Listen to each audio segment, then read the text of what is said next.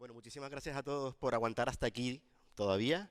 Nos queda la última parte de la jornada teórica en la que vamos a hablar ahora de patología de cetáceos. Tanto yo como mi compañera Eva Sierra, que en cuanto termine la necropsia que está haciendo, se incorporará. Y nos hemos dividido digamos, el contenido de la charla en dos partes, porque hablar de patología de cetáceos en una hora y media, o hora y cuarto, que vamos mal de tiempo, es una tarea bastante difícil. Entonces, yo lo primero que voy a hacer es ir brevemente por el protocolo de necropsia que haremos esta tarde con los delfines, el que hacemos aquí habitualmente de rutina, que es el protocolo que, bueno, queremos armonizar entre todas las regiones macaronésicas, un base en nuestra experiencia, a la experiencia de protocolos internacionales, a la experiencia del protocolo que existe en el Estado, intentar adaptarlo a las diferentes regiones en función de la logística y el material que cada uno tenga. Lo que sí quiero es que como aquí todos son veterinarios y puede que tengan experiencia ya con necropsia, seguramente la tienen, sí que hay algunas peculiaridades de la necropsia de un cetáceo diferentes a las de un mamífero terrestre. Y voy a ir brevemente por las diferentes fases del protocolo, mencionando aquellas diferencias un poco más específicas de mamíferos marinos o de cetáceos en este caso.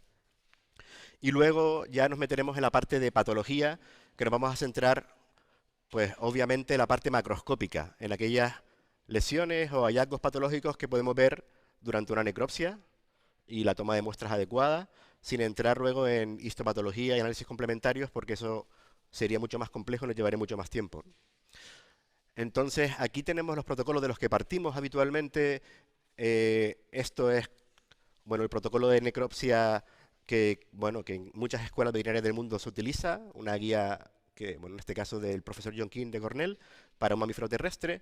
Y luego tenemos protocolos ya antiguos que vienen funcionando desde los años 90, tanto a nivel norteamericano como a nivel europeo, que ahora mismo, bueno, y esos se han luego adaptado tanto a nivel estatal como a nivel regional. En su día se hicieron adaptaciones a las diferentes redes de varamiento, que también están ya un poco eh, mm, anticuados o obsoletos.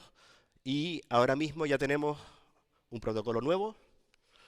Esto se trabajó desde el año 2015, en el que se reunieron todas las redes de varamiento del Estado y sacaron un protocolo, que Jesús está comentando también y comentó ayer un parte en la reunión de ayer. Y luego también, como recién salido del horno, como quien dice, hay un protocolo nuevo de la Sociedad Europea de Cetáceos, que está todavía en edición. Esto es un borrador, no es oficial, no está publicado, pero bueno, ven que es del 2017, que intenta un poco actualizar pues ese protocolo antiguo que era del año 91. ¿Vale? Eh, bueno, esto también, como comentaba antes Carolina, el tema de la... Hay una parte importante del principio del examen externo que es hacer el scoring, hacer la codificación de tanto del estado de conservación del animal como la body condition, como la condición corporal, y tenemos diferentes eh, grados o un código numérico del 1 al 5 con variaciones, tanto, bueno, a nivel europeo este es el que se ha asumido, nosotros a nivel estatal tenemos este que es básicamente igual, lo único que cambia es que se considera un animal 1, un animal que está vivo, para nosotros un animal que está vivo es un 0, todavía no está muerto. Entonces, en vez de llamarle 2A y 2B, a los grados de animal extremadamente fresco, o sea, que han muerto hace 6 o 12 horas, pues le llamamos grado 1, y al grado 2 son animales que llevan de las 12 horas hasta las 24 o 32, dependiendo de muchos factores, dependiendo de la especie, dependiendo de las condiciones meteorológicas, dependiendo de cómo se almacena ese animal. Pero bueno, básicamente son esos grados, llegando hasta el 3, que es el estado de autolisis moderada, con muchas características que nos hacen un poco codificar ese animal en ese estado, que no vamos a entrar en ellas en detalle, y ya pasamos a grado 4, grado 5, y podríamos poner 6, 7, 8, 9, porque aparecen cosas de todo tipo, ¿no? Ya un animal, una vez que hemos pasado del 3 hasta grado 4, son animales que podemos trabajar bastante bien y que podemos sacar partido tanto desde el punto de vista de investigación biológica, anatómica, patológica, y ya el grado 5 tiene mucha más limitación el nivel de estudios, ¿no? Aquí está la comparativa, el protocolo estatal. Y luego tenemos también una cosa muy importante, es la estimación de la condición corporal, ¿vale? En el protocolo europeo establecen 3 grados: bueno, moderado y pobre, y nosotros utilizamos 4. Pero básicamente el primero y el segundo sería animales buenos o moderados, un tercer grado que sería un animal ya en un estado pobre, y un cuarto grado que nosotros añadimos, que son animales en condición muy pobre, que son animales que tienen una marcada concavidad de la musculatura epiaxial, que están extremadamente delgados con un proceso crónico consuntivo, ¿vale? Bueno, el tema de las fotografías vamos a seguir incidiendo todo el tiempo, ¿no? Y ya Carolina lo ha comentado, Jesús lo ha comentado, y es algo que creemos que es fundamental. Hay que tomar una serie de fotos o de imágenes previas a la necropsia, con el animal completo, diferentes visiones, esta es muy importante, lateral, detalles, y luego vendría toda la parte del muestreo y del etiquetado y del almacenamiento. Todo el proceso es muy importante y cada fase, bueno, tiene su importancia, que lo hagamos de una forma lo más homogénea posible en todos sitios, para que los datos que obtengamos de los resultados de los estudios sean comparables, que esa es la idea, ¿no? Eso es lo que perseguimos. Bueno, estas son las checklists de muestras que tomamos o que están en nuestro protocolo. Como ven, son muchísimas muestras. Cuando empezamos, o cuando empecé yo a hacer necropsia de cetáceos en el año 99-2000, había una checklist, había un protocolo que se ha ido complicando a medida que ha pasado los años, hasta ser una cosa a veces incluso un poco inmanejable el periodo de tiempo que tienes para trabajar. Si tienes un animal en la sala de necropsia aquí y podemos empezar por la mañana, podemos estar todo el tiempo que queramos, pero a veces tenemos una limitación de tiempo importante a la hora de trabajar. Con lo cual, bueno, hay que saber también dentro de este extenso listado de muestras que hay que coger qué tenemos que priorizar y qué no son cosas que no son tan importantes, que si tenemos el tiempo y el material y la logística lo hacemos, y otras que no, porque hay que ir a lo más importante, ¿vale? Bueno, más muestras. Aquí tenemos muestras para histopatología, muestras para microbiología. No se ve nada, lo sé, lo entiendo. En la presentación seguro que se ve mejor, pero aquí en la pantalla se ve poco. Muestras para toxicología, muestras para historia natural, historia de vida, muestras para bioquímica, estudios serológicos, muestras para parasitología. Hay una barbaridad de muestras que tomar. Y esta tabla, que me parece muy útil, eh, viene a decir en qué código de conservación está el animal y qué tipo de muestras y el tamaño de muestras y el tipo de conservación en el que se debe mantener esa muestra. En función de si el animal está en grado 1, grado 2, grado 3, podemos hacer una gran cantidad de cosas. Si está en grado 4, podemos hacer menos. Si está en grado 5, podemos hacer muchos menos. Esta tabla creo que es muy práctica y está muy bien trabajada, y creo que es muy útil para todas las redes de varamiento saber qué se puede priorizar o dónde tenemos que centrar principalmente el trabajo. Bien, esta diapositiva me la he inventado nueva y me ha gustado cómo ha quedado. Esto lo hacemos todo el tiempo y tenemos que tenerlo en mente en todo el proceso de la necropsia. Inspeccionar, busqué lo que significa en la RAE, en la Real Academia Española de la Lengua, es observar detenidamente. Observar detenidamente todo. Fotografiarlo, porque lo que no se fotografía no existe, y es así. Y hoy en los tiempos que vivimos de avances tecnológicos, más todavía. Luego el muestreo, que puede incluir, en función de las circunstancias, medir un órgano o pesarlo, identificarlo y almacenarlo. Y luego, una parte que a todos nos cuesta mucho porque estamos cansados al final del periodo de trabajo, pero hay que hacerlo y es extremadamente importante, que es describir lo que hemos observado. Describirlo. Si no está fotografiado, no tenemos la muestra y no está descrito, estamos perdiendo una parte importantísima del trabajo que hemos hecho. Y estamos invirtiendo recursos públicos, personal contratado, mucho esfuerzo de mucha gente para dejar de perder oportunidades de sacarle provecho al material y al trabajo. Bien, con respecto al examen externo,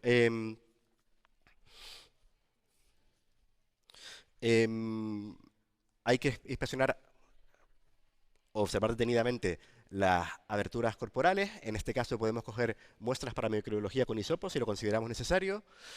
Y luego describir todas aquellas lesiones que nos parecen, o aquellos hallazgos que nos parecen compatibles con una lesión o que no reconocemos como algo normal en el animal.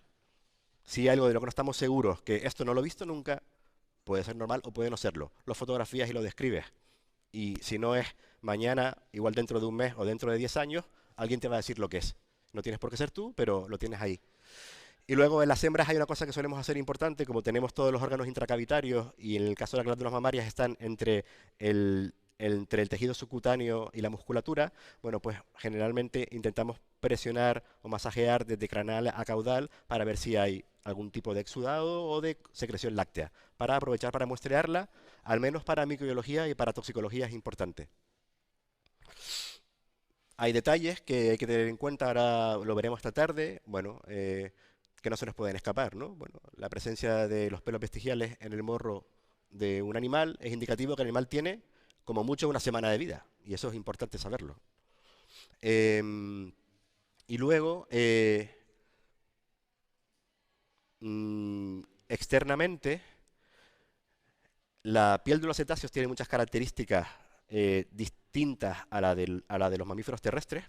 Para empezar, como es obvio, no tienen pelo, salvo estos. Y la forma en la que cicatrizan y dejan lesiones también es bastante significativa. Hay marcas de, a lo mejor, una impresión de una cuerda, de una red, que si no la tenemos fotografiada y la observamos en el momento primero que tenemos el animal, es posible que en 2-3 horas haya desaparecido, pero esa marca estaba ahí y es importante para ayudar al diagnóstico. Entonces tenemos que examinar detenidamente todo el exterior, toda la piel del animal, para ver cualquier hallazgo o marca que nos parezca extraña, sea natural o no lo sea, porque lo importante es distinguir entre marcas que son antemortem o postmortem, y eso ya tiene una complicación, ¿vale? Y luego intentar distinguir si son marcas de origen natural, o sea, que están en cosas que están en su medio habitualmente, o no. Porque eso nos va a enfocar mucho hacia el diagnóstico, nos va a ayudar. La posición del cadáver a la hora de hacer la necropsia. Nosotros la hacemos casi siempre así. De cúbito lateral, sobre el lado derecho, abrimos el lado izquierdo. En un mamífero terrestre habitualmente lo hacemos al revés. De cúbito lateral, sobre el lado izquierdo, abrimos el derecho. Sin embargo, en los cetáceos lo hacemos así. Pero en otras ocasiones también se puede hacer así. Hacerlo de cúbito supino y abrirlo desde un aspecto ventral, de un abordaje ventral, que tenemos una visión más bilateral de todas las vísceras y de todos los órganos. Esta posición es más complicada de trabajar, estamos menos acostumbrados, pero te da unas ventajas que la otra no tiene y viceversa. Cada una tiene su ventaja y su inconveniente. Quizás lo importante es, como siempre, una necropsia, hacerla siempre igual, ordenada, sistemática, completa, que es la forma en que, como decía Carolina, te aseguras de que, bueno, si tienes todos los pasos procedimentados o protocolizados, es difícil que te olvides de algo, ¿vale?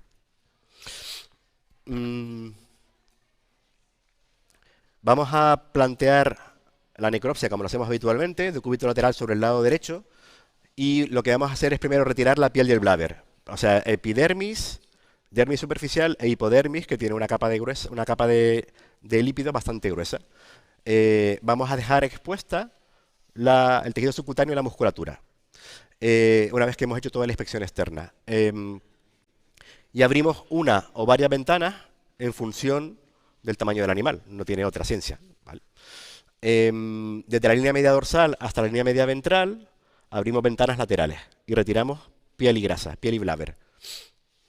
En este momento es cuando vamos a inspeccionar, pues a nivel de tejido subcutáneo y de bladder, la presencia de lesiones o cambios patológicos, que puede ser edema subcutáneo, pueden ser infestaciones parasitarias que son frecuentes, tanto en bladder como en tejido subcutáneo, cestodos, nemátodos, diferentes especies que son habituales, o la presencia de ictericia. Es un buen momento también para valorar el grosor del bladder, que siempre lo medimos. Siempre se mide a nivel de delante de la aleta dorsal, cogemos una tira de tejido de piel y grasa que medimos a nivel de en 3 posiciones, dorsal, media y ventral.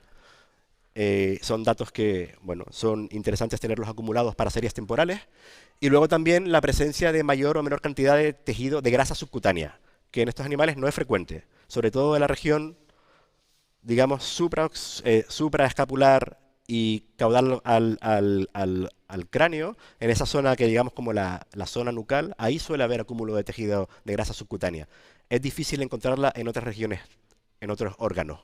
Aquí sí podemos valorar, y es un buen indicador si el animal estaba en una buena condición corporal, ¿vale? O si por el contrario tenemos una atrofia serosa de la grasa o un edema, pues que ese animal estaba pasando por un proceso de carencia nutritiva. Siempre examinamos aquí a este nivel el nódulo linfoide preescapular, que está justo delante de la escápula, como en otras especies, y ya luego pasamos a retirar toda la musculatura epiaxial, toda la que está, digamos, entre las apófisis transversas y las apófisis espinosas de las vértebras, desde las torácicas hasta las caudales, y luego la masa muscular hipoaxial, que está desde la última costilla hasta las últimas vértebras, debajo de las apófisis transversas, ¿vale? Es la masa muscular natatoria, es la más desarrollada, muy potente, y esa extracción de esa masa muscular o de esos músculos nos va a ayudar, por un lado, a muestrarlo mejor, a examinarlo mejor, pero por otro lado también nos permite un mejor abordaje al resto de cavidades y de vísceras. Una vez que tenemos retirada la masa muscular o la musculatura esquelética epiaxial e hipoaxial, vamos a pasar a abrir cavidades. Y bueno, aquí habitualmente empezamos por cavidad abdominal y luego hacemos cavidad torácica. Esto tampoco es tan importante, pero bueno, una cosa que siempre hay que hacer es comprobar la presión negativa de la cavidad torácica. Ya tenemos casos descritos, hay casos descritos en la literatura. Nosotros hemos visto casos de neumotórax, generalmente asociados o bien a rotura de bullas pulmonares o a fracturas de costillas por algún trauma, y es importante comprobar la presión, en animales frescos obviamente, y luego generalmente procedemos a desarticular todas las costillas. Empezando de caudal a proximal, de caudal a craneal, perdón, desarticulamos tanto a nivel de la unión de la costilla con la vértebra en la apófisis transversa, como aquellas costillas que se articulan con el esternón, teniendo en cuenta que las primeras 4 o 5 costillas, en función de la especie, varía el número, pues tienen una doble articulación. Aquí tenemos que tener en cuenta una cosa importante: por fines museísticos o por fines de interés anatómico, a veces nos piden que no, o que hagamos el menor daño posible al esqueleto. Y intentamos siempre, evidentemente, que el protocolo se adecue a las necesidades de todos. O sea que en función de las posibilidades lo hacemos. Desarticulamos cuando lo más fácil sería coger un costotomo y hacer clac, clac, clac, clac, ¿no? Como hacemos con un perro. Pero bueno, aquí hacemos el esfuerzo de desarticular. Lo único que tenemos que tener en cuenta es que las 4 o 5 primeras costillas, que tienen esa doble articulación proximal, pues si las desarticulamos vamos a lesionar bastante el plexo vascular que hay en la pared torácica de la pleura parietal, la rete mirabile. Así que podemos valorar esas, no desarticularlas y cortarlas a un nivel, digamos, menos cercano a la inserción. Bien.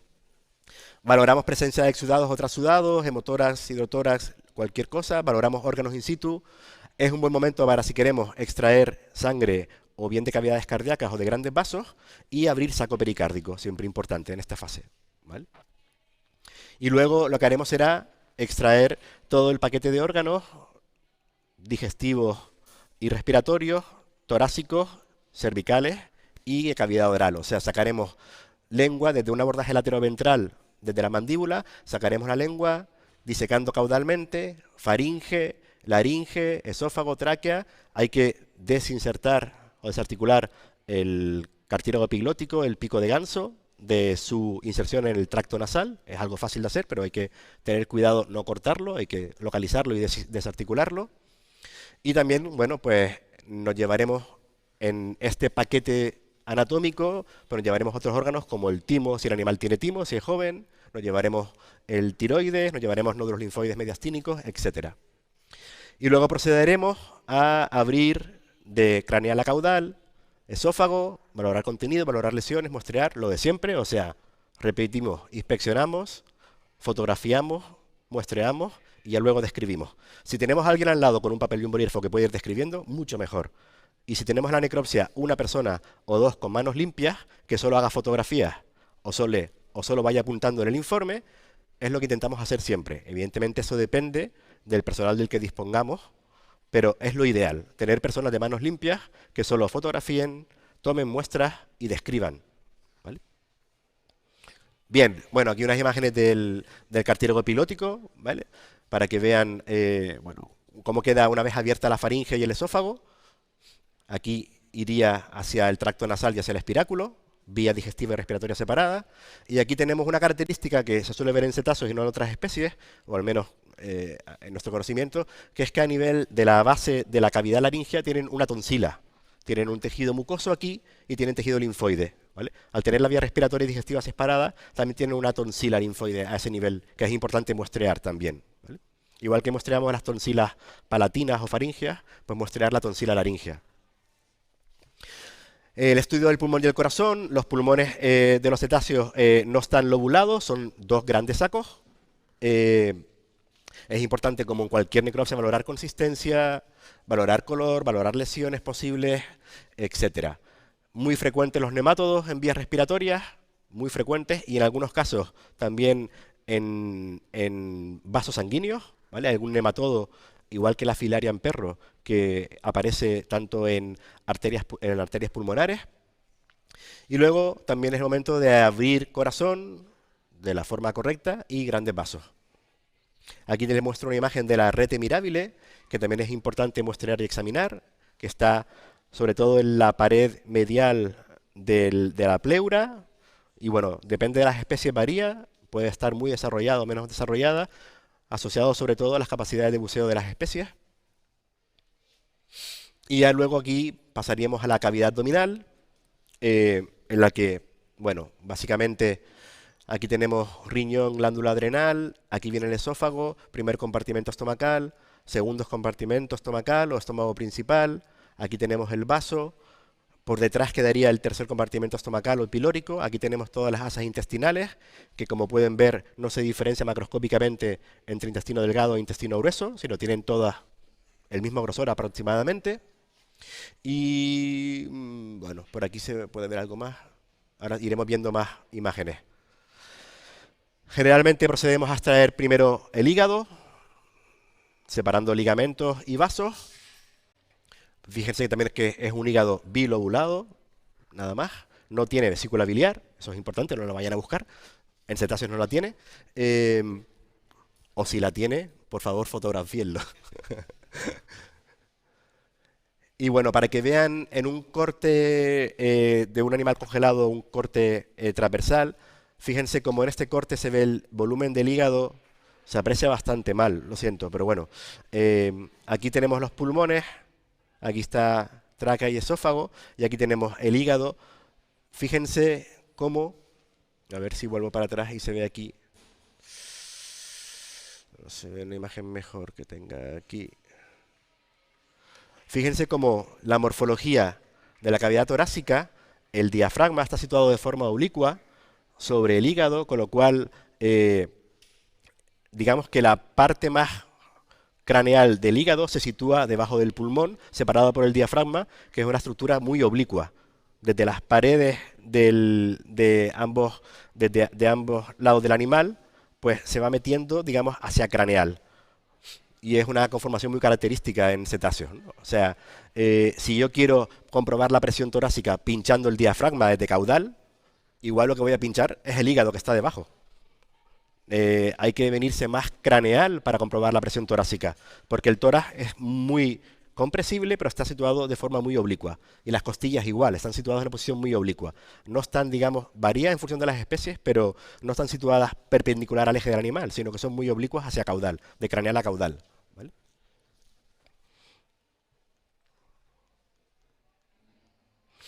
Bueno, me pasé, vale.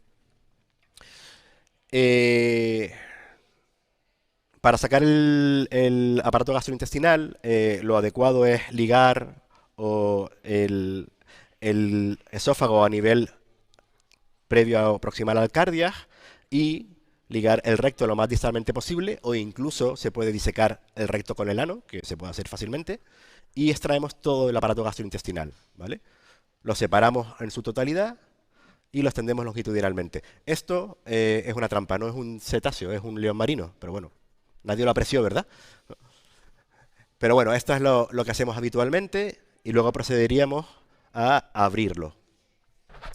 Los compartimentos estomacales, aquí en un diagrama del último libro de anatomía del señor Cozzi, que les recomiendo si no lo han visto, que está súper bien, eh, tiene fundamentalmente, en la mayoría de las especies, tres cámaras, aunque hay algún compartimento pequeño de comunicación.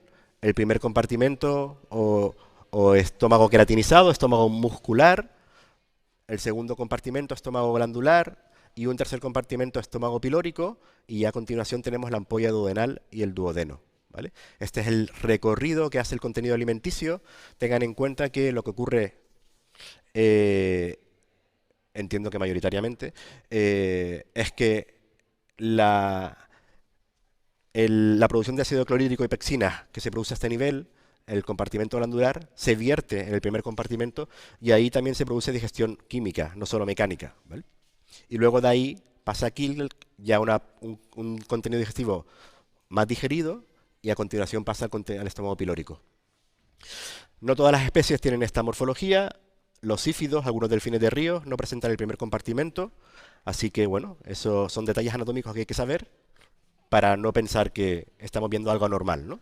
Los sífidos tienen un primer compartimento glandular y luego tienen muchos pequeños compartimentos de comunicación hasta llegar al pilórico. En función de la especie pueden tener 5, 7, 9, hay mucha variabilidad. ¿Vale? Aquí viene una imagen en un delfínido de los tres compartimentos abiertos. El primer compartimento tiene una mucosa generalmente blanca, queratinizada, gruesa, una pared muy gruesa. El segundo compartimento suele tener un color más rojizo. Y luego el tercer compartimento suele tener una mucosa más fina amarillenta. Aquí ya podemos ver lesiones. Vemos petequias en la mucosa del estómago pilórico. Vemos una infestación parasitaria tanto a nivel del estómago pilórico como de la ampolla duodenal. Aquí tenemos un ovillo de cestodos. Y también es importante valorar el conducto hepatopancreático, ¿vale? Que tienen una misma desembocadura común a nivel de la ampolla duodenal, ¿vale? A este nivel de aquí. ¿Okay? Este es el momento de coger las muestras de contenido estomacal, repartirnos el trabajo según los estudios que queramos hacer, estudios de isótopos estables, estudios de microplásticos, de cuerpos extraños y, por supuesto, hacer el estudio patológico, la inspección, la fotografía, la toma de muestras, ¿vale? El intestino lo abriremos completamente si tenemos tiempo. Si tenemos un rorcual de 20 metros y tenemos 40 metros de intestino, igual no vamos a poder hacerlo. Haremos por tramos, algunos, pero intentamos siempre abrir todo el intestino completo. Lo mismo, abrimos, examinamos contenido y fotografiamos y muestreamos. ¿Vale? Muestreamos porciones. Al menos al no tener una clara separación entre intestino delgado y grueso, pues cogeremos, bueno, pues en función del tamaño del intestino, diferentes partes, ¿no? Pues varias muestras proximales, varias mediales, varias distales. En el caso de los misticetos, sí que tenemos una pequeña ayuda, y es que tienen un pequeño saco ciego, que se ve macroscópicamente, que ya nos delimita el final del delgado y el comienzo del grueso, pero eso en los odontocetos no ocurre. ¿Vale? Luego, el vaso es de pequeño tamaño comparado con otras especies, incluso mamíferos marinos, y diferente morfología en función de las especies. Esto es un vaso de un calderón gris, que tienen esta morfología como si fuera un puño, muy característica, y luego la mayoría de los delfínidos tienen un vaso redondeado globular, que en ocasiones presenta pequeños lóbulos, pequeños vasos accesorios pequeñitos. ¿Vale? Las glándulas adrenales, que como en el ser humano son suprarrenales, están craneales, mientras que en otras especies las encontramos más mediales, aquí están claramente craneales al riñón. Hay que muestrearlas desde un primer momento porque las podemos perder en cualquier parte del proceso de la necropsia. Si es necesario o si lo tenemos incluido dentro del protocolo y es posible, medir, pesar y luego hacer cortes transversales para ver la relación corteza-médula. Y por supuesto muestrear. El sistema genitourinario, al tener los órganos genitales, tanto las hembras por supuesto como los machos también, dentro de la cavidad abdominal, bueno, pues aquí lo tenemos que inspeccionarlo. Los testículos tienen una morfología alargada y cilíndrica al corte, que están situados en la parte caudolateral de la cavidad abdominal, con un desarrollo bastante marcado tanto del testículo como del epidídimo, sobre todo en la fase adulta del animal, cuando está activo, cuando está maduro. En ocasiones son extremadamente grandes en función de la especie. Nos podemos encontrar testículos de un tamaño considerable en especies de cachalotes pigmeos, por ejemplo, o en algunos tipos de balaénidos. Y aquí tenemos la vejiga urinaria que queda a un nivel muy caudal en la cavidad, entre los dos testículos o en justo debajo del cuello del útero en las hembras. Aquí tiene el riñón, el uréter, testículo, y aquí tenemos epidídimo. Y esto, bueno, son presencias frecuentes que tenemos de parasitaciones por infecciones parasitarias por cestodos en las serosas de la cavidad abdominal, ¿vale? Un parásito que se llama Monorrhizma grimaldi. El sistema geniturinario intentamos en la medida de lo posible disecarlo entero. Sacamos conjuntamente riñones con uréteres con vejiga y testículos con uretra, tanto uretra prostática como uretra peneana, ¿vale? Tienen próstata los cetáceos, no tienen otras glándulas accesorias. Y también es importante examinarla y muestrearla, ¿vale? Y lo mismo en caso de las hembras. Sacaríamos todo el aparato urinario junto con el aparato genital, ovarios, cuerno de útero, etcétera. Completo. Los riñones son multireniculados. Aquí tienen la característica. Esto ocurre en todos los mamíferos marinos, a excepción de los sirénidos. Son pequeñas unidades funcionales que cada una es un pequeño riñoncito, ¿vale? Y el número varía en función de las especies. Y en el caso de las hembras, aquí tienen una apertura del cuerpo del útero, aquí el cérvix y aquí ya la vagina. El cérvix tiene varios anillos, está muy reforzado y suele tener un tapón mucoso. Al vivir en un medio acuático, bueno, eso refuerza la esterilidad de la que es la cavidad uterina.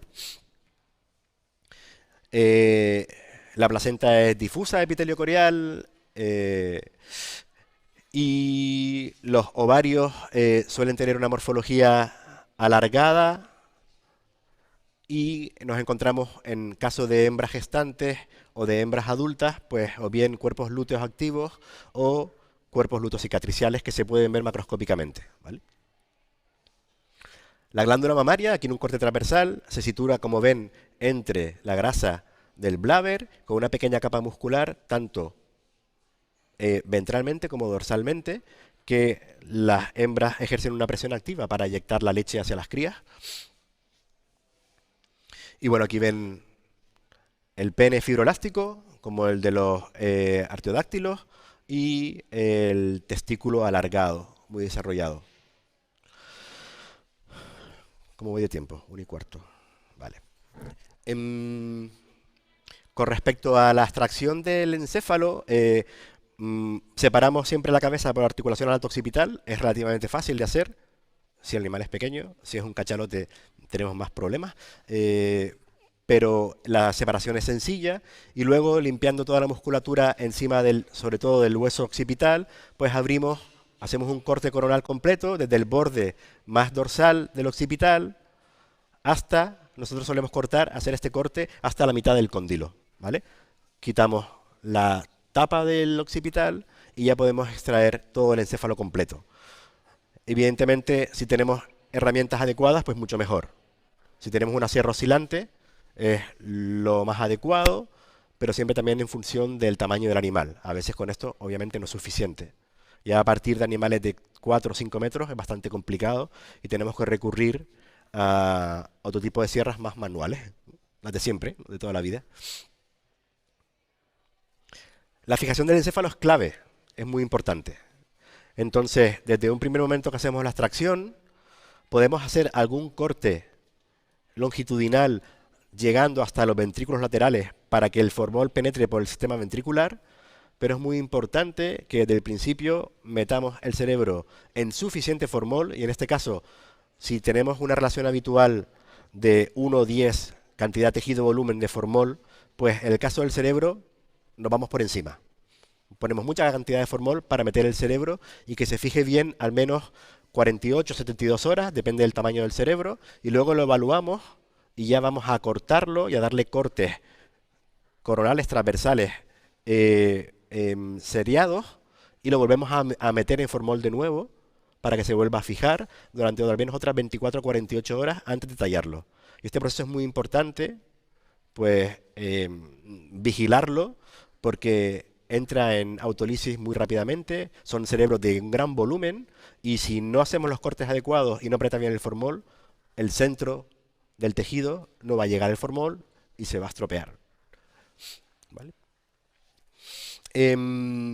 Dentro de la cabeza, en relación a los órganos de los sentidos, tenemos diferentes estructuras que son un poco características en comparación a otras especies y que es importante muestrear. Por ejemplo, los sacos pterigoideos.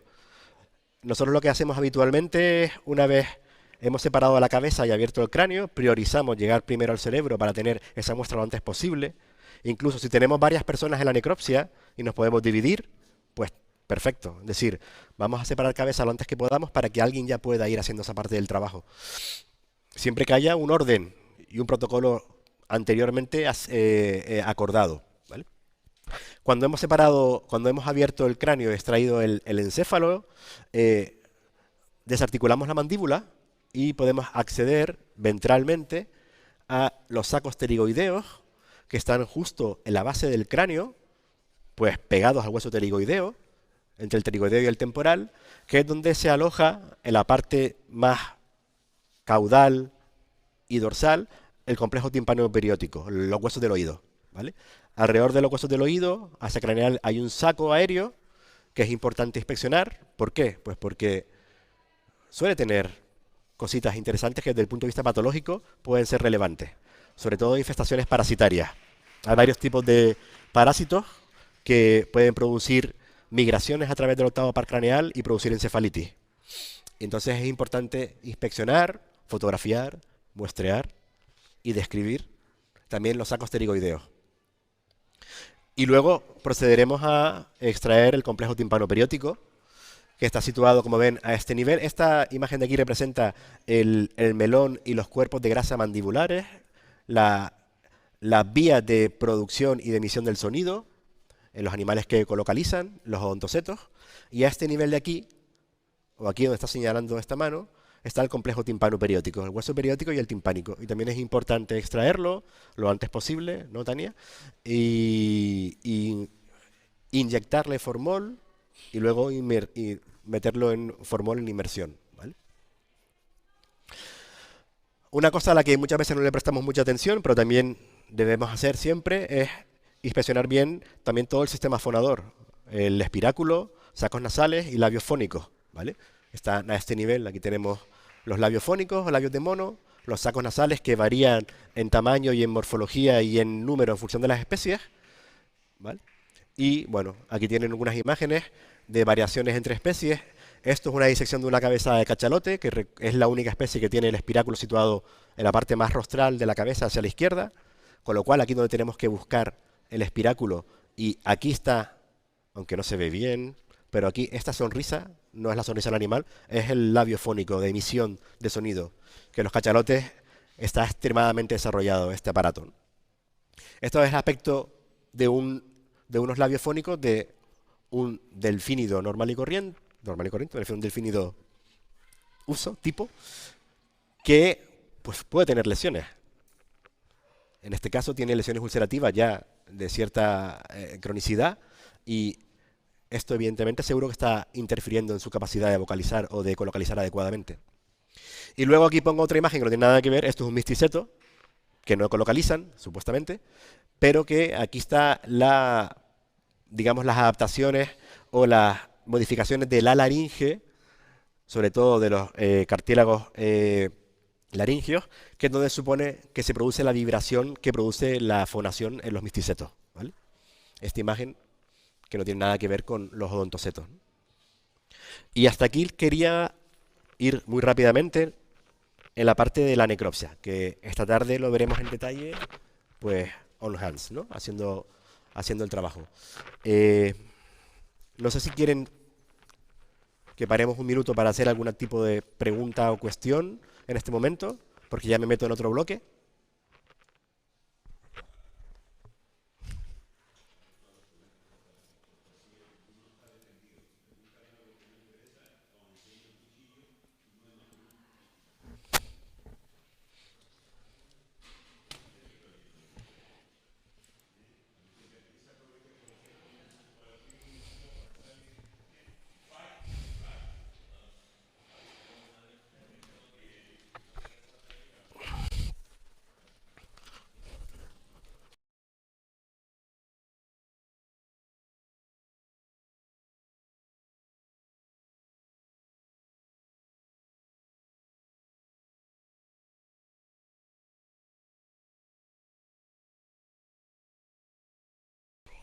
A ver, Eva, ¿cómo hago esto? Em, Queremos ya entrar en el diagnóstico macroscópico de diferentes tipos de patologías que observamos en cetáceos. Como digo, esto llevaría para muchas horas, así que voy a intentar ir muy superficialmente por la clasificación y los diferentes casos de patologías. Fundamentalmente me voy a centrar en aquellas que tienen una relación directa con la actividad humana. O sea, patologías que llamamos patologías de origen antrópico, directamente causadas por la actividad humana. E intentar hacer diagnósticos diferenciales en aquellos casos en los que el diagnóstico de un trauma, que suelen ser casi todos casos de trauma, son difíciles de diferenciar si la patología es de origen antrópico o puede ser natural. Y expondremos una serie de casos para verlos.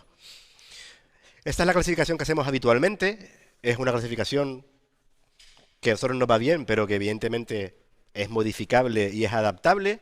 Diferenciamos las causas de muerte o las entidades patológicas en aquellas que son de origen natural, supuestamente de origen natural, o que no tienen una relación directa con la actividad humana, lo cual no significa que no la tengan indirecta. Es decir, un animal con unos niveles muy altos de PCBs en hígado, en bladder y en cerebro puede tener un proceso de inmunosupresión o una endocrinopatía o una alteración reproductiva o una neoplasia y directamente no podemos saber que es de origen humano, pero sí que hay una relación indirecta o una causa indirecta que puede estar asociada a la actividad humana, a la contaminación química, ¿no? Así que la llamamos de origen natural, entre comillas, y aquí tenemos patologías de diferente índole que están asociadas y las dividimos así por cuestiones, digamos, de aproximación biológica para que sea más entendible y más fácil de transmitir la información, sobre todo a las administraciones. Patologías que están asociadas a una pérdida significativa de la condición corporal o aquellas que están asociadas a una adecuada condición corporal. Es decir, procesos que suelen ser, por un lado, bien subagudos crónicos o causas de muerte que son más agudas e hiperagudas. Luego tenemos las interacciones traumáticas intra- e interespecíficas, que es algo que ocurre naturalmente con frecuencia, las patologías neonatales perinatales y las patologías asociadas o las causas asociadas a varamientos masivos de origen natural, porque ya aquí podríamos incluir alguno que está asociado a la actividad humana. Y luego tenemos las entidades patológicas de origen antrópico directo, las interacciones con el tráfico marítimo, las interacciones con actividades pesqueras, las interacciones o patologías asociadas a la presencia de cuerpos extraños, vertidos, basuras en el mar, y un último apartado un poco singular, que son las patologías asociadas a la utilización de sonar de media frecuencia en maniobras militares navales. Es una cosa muy específica, pero que bueno, aquí hemos tenido varios casos y sigue ocurriendo en otras regiones del mundo, ¿no? Y por último, tengan en cuenta que hay algo que siempre podemos encontrarnos en cualquier caso de un animal varado, y es que si varó vivo, tiene de por sí el propio varamiento una serie de condicionantes fisiopatológicos que produce lesiones y que pueden ser únicas o pueden encubrir o estar sobrepuestas a lesiones que ya tenía el animal previamente. Así que la causa de la muerte puede ser una y la causa del varamiento puede ser otra o estar solapada, ¿vale? Porque el hecho de animal varar vivo ya de por sí supone un desafío para la propia fisiología del animal, ¿no? Bien, vamos a empezar. Bueno, las he colocado quizá por orden de importancia a nivel global. ¿Qué es lo que más mata cetáceos en el mundo? La pesca, con diferencia además. Entonces, aquí el diagnóstico de la interacción con la actividad pesquera, que se divide en varias características, tenemos por un lado el bycatch, que es lo más frecuente, animales que quedan atrapados en artes de pesca de forma accidental o indirecta. Bueno, no he puesto aquí la captura directa, que también es una causa de muerte. Pero bueno, eso es muy obvio. Evidentemente todavía se practica la caza ballenera en algunos países y en algunas regiones, y eso ocurre. Pero bueno, eso digamos que es un capítulo aparte. Aquí tenemos el bycatch, luego tenemos el chronic entanglement, que no sé muy bien cómo traducir bien el entanglement, enredamiento crónico, que cuando hablamos de artes de pesca le llaman ghost fishing o aparejo fantasma, que también podemos meterlo en la parte de patologías asociadas a vertidos o residuos en el mar. No sabemos muy bien en qué categoría meterlo porque está relacionada con las dos cosas. Al fin y al cabo es un arte de pesca abandonada a la deriva que puede producir en tortugas, como hemos estado viendo en muchísimos casos. En cetáceos también puede ocurrir, sobre todo en grandes cetáceos. Y luego tenemos interacciones traumáticas con los pescadores, que también ocurren. Veremos algún ejemplo. Esto es una publicación reciente, bueno, del año 2013, en el cual se definen los criterios por los cuales se pueden asociar patológicamente causas de muerte de diferentes mamíferos marinos a actividad humana. Y dentro de estos tenemos lo que llaman el Acute Water Entrapment, que es atrapamiento hiperagudo bajo el agua. Una traducción algo así literal, ¿vale? Que básicamente es bycatch, ¿no? Y aquí establecen una serie de criterios porque es un diagnóstico probabilístico. Es decir, no tenemos nunca diagnósticos patognomónicos. Aquí hay gente que no le gusta a nadie esa palabra. Y en el caso de la interacción con pesca, las lesiones que observamos son extremadamente inespecíficas. Con lo cual, es muy difícil establecer en un animal que tenemos varado, que ha muerto por un bycatch, si no tenemos marcas externas claras, como ahora veremos. Pero sí hay una serie de hallazgos y de patologías macroscópicas y microscópicas que nos permiten, pues, aproximar el diagnóstico y hacer un diagnóstico probabilístico de casos confirmados, casos probables o casos sospechosos. Y así es como trabajamos y así es como funcionamos a nivel internacional, ¿vale? Esto, digamos, está asumido por la comunidad internacional y así se hace. Entonces tenemos casos confirmados en los cuales un pescador llega a puerto y en su arte de pesca te trae 4 delfines comunes. Parece que está confirmado. Lo cual no significa que ese animal pudiera tener algún problema previo. Pero bueno, la última causa definitiva de la muerte es lo más probable es esa. Aquí le llaman confirmado, aunque siempre queda la duda, como en todo en ciencia, nunca todo es 100% seguro. Porque incluso un animal muerto flotando se puede quedar atrapado en una red. Es poco probable, pero puede pasar. Casos probables y casos sospechosos. Y aquí los indicadores que lo marcan. Yendo de fuera hacia adentro, aquí pongo entre interrogantes lesiones externas, porque esto no es una lesión, es un corte post-mortem hecho por los pescadores a bordo de la embarcación para que el animal se hunda, ¿vale? Pero es un hallazgo importante, que nos da una información significativa sobre la posible causa de la muerte, ¿vale? Y luego sí que tenemos lesiones externas indicativas de diferentes artes de pesca, de redes o de aparejos. Casi siempre son lesiones incisas lineales que suelen situarse alrededor de aletas pectorales, dorsal y caudal, o alrededor de la cabeza, la parte más rostral de la cabeza. Suelen ser de morfología lineal o ángulos rectos, ángulos agudos, pero lesiones, digamos, muy geométricas. Y las lesiones geométricas en la naturaleza no son fáciles de producirse, o no se ven tan habitualmente. Aquí tenemos varios ejemplos, marcas de redes o de cabos, aquí alrededor de la mandíbula, o esto es el pedúnculo, o incluso si el animal está atrapado en un cabo, marcas en el flanco. Esas son las marcas, digamos, más evidentes, las marcas externas, que a veces no son fáciles de ver.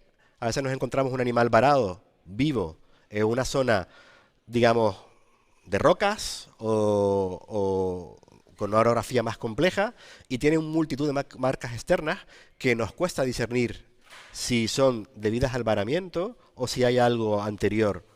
No siempre es fácil. Generalmente somos conservadores aquí, es decir, o las vemos claras o no lo afirmamos, ¿no? En ese sentido. Y cuando son claras, son muy claras. El problema es que algunas, como les comentaba antes, son solo marcas o impresiones que pueden desaparecer a medida que pasa el tiempo o que el cadáver entra en autólisis. Y luego tenemos tanto hallazgos macroscópicos, que no son lesiones, como lesiones macroscópicas que son compatibles o indicativas, pero como les comentaba antes, evidentemente no son ni de lejos patognomónicas, pero más son muy inespecíficas, ¿no? Aquí ejemplos. Hay un axioma aceptado por mucha gente que animal sano es el que suele ser objeto de captura accidental. No siempre es así. Un animal que no está sano también puede caer atrapado en una red. Pero mayoritariamente, si vemos un animal extremadamente en buen estado corporal, con mucha grasita, con contenido estomacal lleno, pues ese animal estaba perfectamente realizando su actividad alimenticia en el momento en que se murió. Con lo cual, bueno, es altamente indicativo. Contenido estomacal fresco, reciente, tanto en esófago como en el primer compartimento estomacal, que en ocasiones incluso son la misma presa y coincide con la presa de un arte de pesca que se utiliza en la zona, más información, o signos secundarios de un animal que está digiriendo o ha comido recientemente. Solemos ver animales con gran cantidad de kilos en el conducto torácico. A nivel del aparato respiratorio, una lesión que se ve con cierta frecuencia, sobre todo, por ejemplo, lo hemos visto mucho en delfines comunes de las costas de Andalucía, son animales con pulmones hiperinfisematosos, son animales que llaman pulmones hiperinflados, o áreas de enfisema localizado, focal o multifocal. Hemorragias subcutáneas o lesiones de Paltauf también se describen en la patología forense humana en personas que han muerto por ahogamiento, o pequeñas bullas subpleurales también se describen.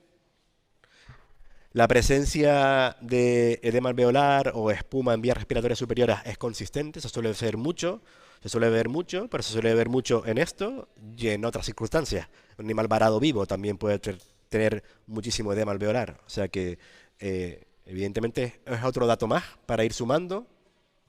Y traumas con hemorragias subcutáneas, hemorragias o fracturas tanto a nivel, sobre todo, de maxila y mandíbula, o hemorragias a nivel de cráneo, pérdida de dientes o cortes de dientes, a veces se ven y son también bastante significativos. No son pérdidas de dientes solo de una pequeña porción de dientes o que están cortados a ras por una red, en ocasiones ocurre, o arrancados en el esfuerzo del animal de liberarse de la red.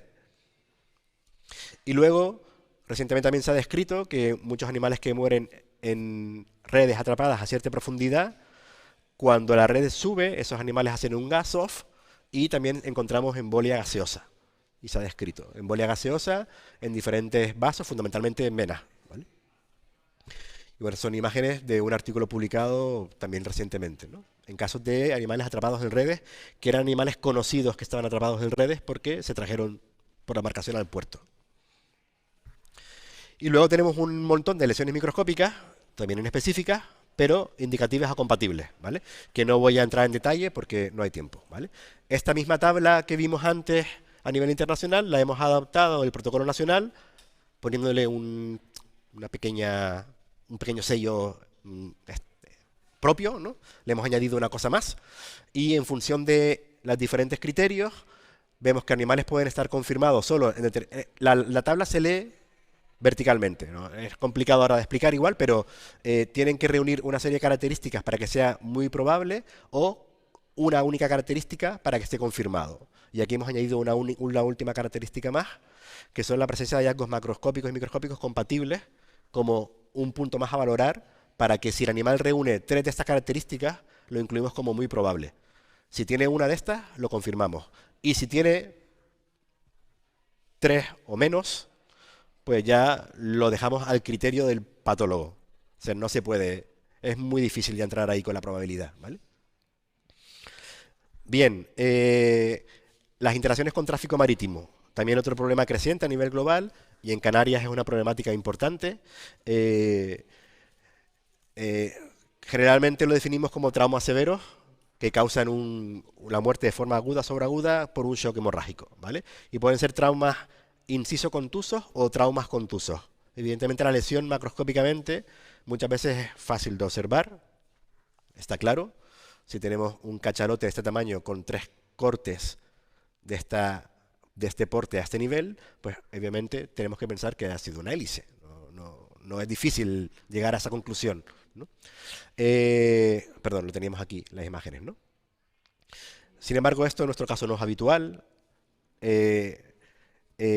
Muchas veces, bueno, pues el propio barco te ayuda al diagnóstico, ¿no? Te trae el animal al puerto, como puede pasar en muchas ocasiones. Esta es una imagen muy frecuente que se observa en muchos sitios, ¿no? Un animal, sobre todo misticetos que quedan atrapados entre la proa y el bulbo del barco. En este caso, en el puerto de Las Palmas, un rorcual de 19 metros. Y luego lo que nosotros vemos más frecuentemente son cachalotes o especies de buceo profundo, son cortes, un corte o dos cortes, produciendo una lesión inciso-contusa que afecta plano cutáneo, plano muscular, en ocasiones plano óseo y en ocasiones incluso llegando a cavidades, ¿vale? Y en ocasiones incluso produciendo la sección completa del animal. O sea, que va por grados. Las lesiones musculares, especialmente en las zonas de la incisión, bueno, se ven edematoso más fiable de lo normal, aunque el diagnóstico, ahora lo comentaremos, o si no lo comentará Eva luego, es más a nivel microscópico, el que hacemos a nivel del músculo, como una herramienta forense adicional que nos ayuda a diagnosticarlo. En ocasiones como esta hay fracturas de fracturas óseas afectando a diferentes huesos, en este caso un occipital, en el que podemos ver incluso la pintura del antifouling del casco del barco en la superficie del hueso. Y aquí algunas imágenes más de casos que vemos. En el caso de Canarias es una problemática, como les digo, asociada sobre todo a especies de buceo profundo y al tráfico marítimo de embarcaciones grandes y rápidas, pero esto varía en función de las regiones del mundo en las que ocurre. Y el desafío como diagnóstico patológico fundamentalmente es este, que la mayoría de los cadáveres aparecen en un estado de descomposición muy avanzada, porque se produce la colisión en alta mar, a 3, 4, 5, 7 millas de la costa, da igual, y las corrientes en ocasiones las traen a costa y en ocasiones no. Y ese proceso puede durar días o semanas, con lo cual tenemos animales en estado de conservación muy descompuesto, lo cual limita mucho el diagnóstico patológico. Y por otro lado, tenemos la pregunta importante que es si la colisión se produjo ante-mortem o post-mortem. Es decir, el barco o la naviera o el patrón del barco te puede decir, sí, sí, yo le di al barco, pero es que estaba flotando muerto cuando le di, ¿no? Y esa es la pregunta que tenemos que hacernos y la que tenemos que ser capaces de resolver como patólogos forenses, ¿no? Si la colisión es ante o post-mortem. Y para eso utilizamos varias técnicas complementarias o marcadores, que en nuestro caso es el embolismo graso pulmonar y la degeneración discoide muscular, que bueno, son técnicas que nos han funcionado bien con alto grado de fiabilidad y bueno, requieren procesado laboratorial, ¿no? No es un diagnóstico macroscópico, sino ya es un diagnóstico complementario, ¿vale? Luego, ya para hacer un diagnóstico diferencial con el trauma, em, en muchas ocasiones tenemos traumas contusos también, porque las colisiones no siempre son incisas, no hay un corte claro, porque el casco de un barco o el bulbo de un barco puede colisionar con un animal y producirle un trauma contuso que no deja ninguna herida externa. Y por otro lado tenemos muchos casos de interacciones traumáticas entre especies o entre animales de la misma especie o distintas especies, ¿no? Que hay evidencias directas, por supuesto, de muchas especies que unas predan sobre otras, orcas y pseudoorcas sobre otras especies, o delfines mulares que agreden a otros delfínidos, o incluso casos de mortalidad neonatal dentro de una misma especie. Bueno, todos estos comportamientos existen y están reportados. El problema es cuando tenemos un animal varado con este tipo de lesiones, cómo orientar el diagnóstico, porque el diagnóstico diferencial es difícil de hacer, ¿no? Hay que buscar señales de valor diagnóstico, sobre todo en el caso de las interacciones interespecíficas entre odontocetos, pues las rake marks se le llaman, las marcas de rastrillo, las marcas de los dientes externamente, que son muy frecuentes de forma natural, pero hay que valorar si son de especies distintas. Es decir, es importante en este caso también la fotografía con una referencia métrica para saber la distancia entre dientes, a ver si corresponde a esa especie o a otra especie. Incluso dentro de la misma especie puede ocurrir. Generalmente las marcas que vemos de interacción o de mordeduras en los animales suelen ser ya cicatriciales, marcas blancas cicatrizadas, pero en ocasiones vemos marcas profundas y frescas. Y bueno, nos hacen sospechar de que puede haber habido una interacción traumática. Aquí tienen diferentes imágenes, ¿vale? Y esta distancia entre las marcas es importante, ¿vale? Como por ejemplo aquí, en diferentes casos. O por ejemplo esta. En este caso son un par de ejemplares que hemos tenido de cachalote pigmeo con marcas de mordidas profundas, en ocasiones son solo puntiformes y cónicas, pero con una distancia entre dientes que nos permite decir que con toda probabilidad era de una orca, ¿vale? Entonces, bueno, evidentemente ya tenemos una sospecha de la causa del trauma, ¿no? Incluso sin predación. O sea, animales que aparecen enteros con las marcas, con el trauma. Aparte de esto, por supuesto, luego tienen hemorragias subcutáneas, pueden tener fracturas óseas, etcétera. Pero bueno, ya son animales que para las orcas, por ejemplo, las pseudoorcas, el aprendizaje de la caza es muy importante y a veces simplemente pues atacan animales para practicar, ¿no? Luego tenemos otras lesiones, podemos tener hemorragias, hematomas o hemorragias pulmonares en diferentes localizaciones.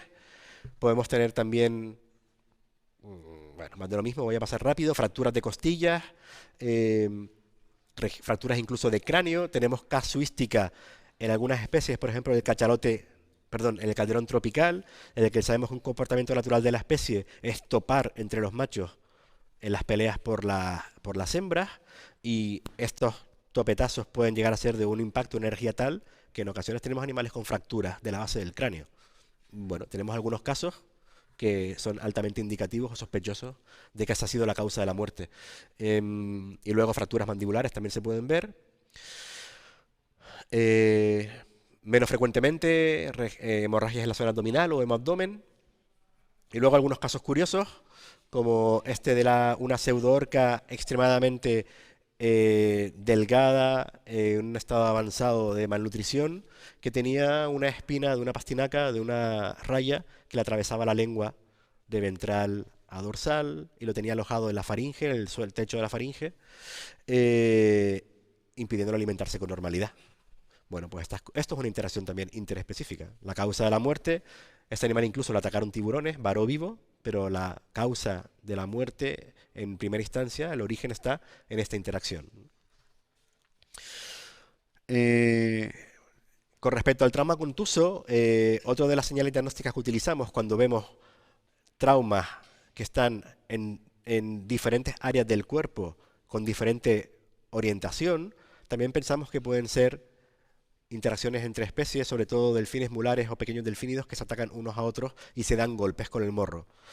Porque generalmente cuando tenemos un trauma contuso por una colisión suele ser uno en un sitio, mientras que a veces tenemos trauma en el costado dorsal, ventral, y en el otro costado tenemos otro abdominal, con lo cual cuando pensamos que son varios y de diferente orientación, pues tendemos a pensar que es más un trauma contuso asociado a una interacción que asociado al tráfico, ¿vale?